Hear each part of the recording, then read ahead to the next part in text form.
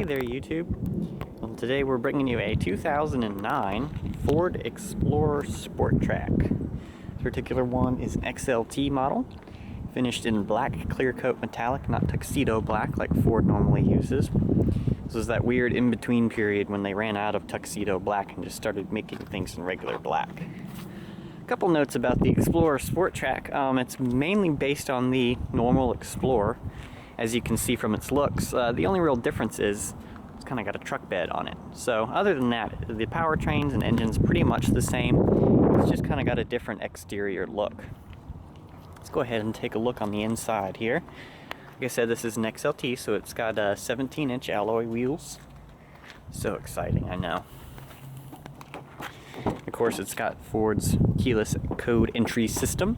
You have a power driver's seat, but Ford does this weird thing where you don't get the whole driver's seat that's power.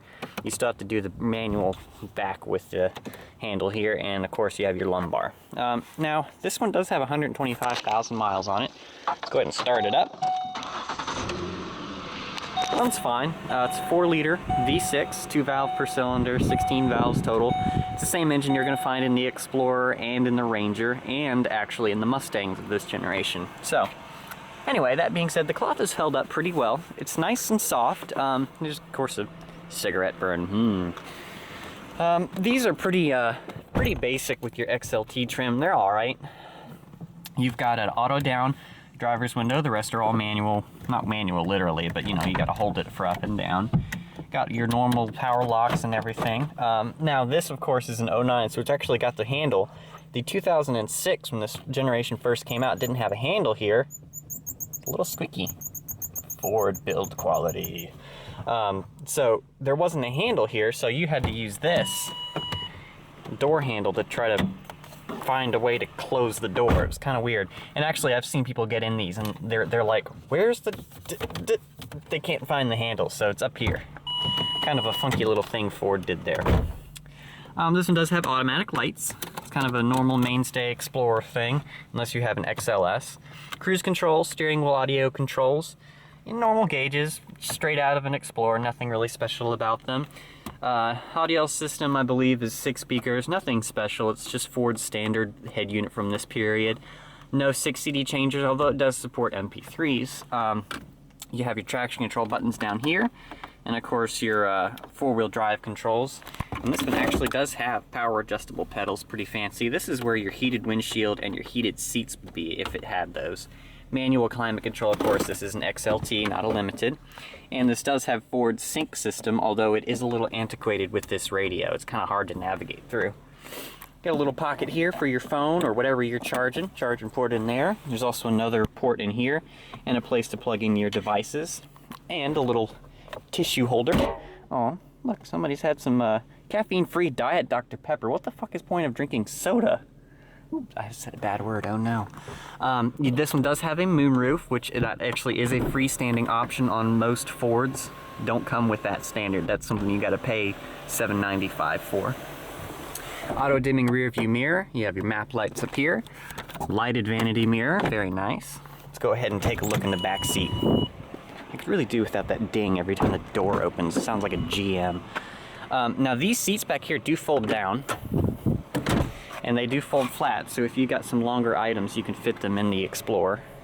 And right back here is actually normally where your jack would be, I believe, but it's not back there, so not a big surprise. Pop that seat back up. Now, this being just like a regular Explorer, there's plenty of legroom, plenty of headroom. There's little cutouts in the ceiling for those of you that are a little bit taller than me, because I'm not very tall. You have 2 vents back here, and you can see all of the nasty stuff all over my camera. And you also have a power port back here. So that's kind of a cool thing, you know, for your rear passengers. One thing that is missing is an armrest. Whatever, who really cares? Probably never going to have many people in the back anyway. And of course, the nice thing about the Sport Trac is that it came with a bed that was already this kind of composite material, so you didn't have to really worry about a bed liner, because they pretty much already had one, kind of like the Honda Ridgeline. And of course it says Sport Trac, big letters, because it's a fancy American car and we're proud of it. It's manly. Oh, more Ford build quality here. So that's kind of nice. Anyway, this one does have the tow package on it. So that's, I believe that's the Class 3 tow package. Of course, with the 4-liter V6, you can only tow so much. We'll take a look at the engine.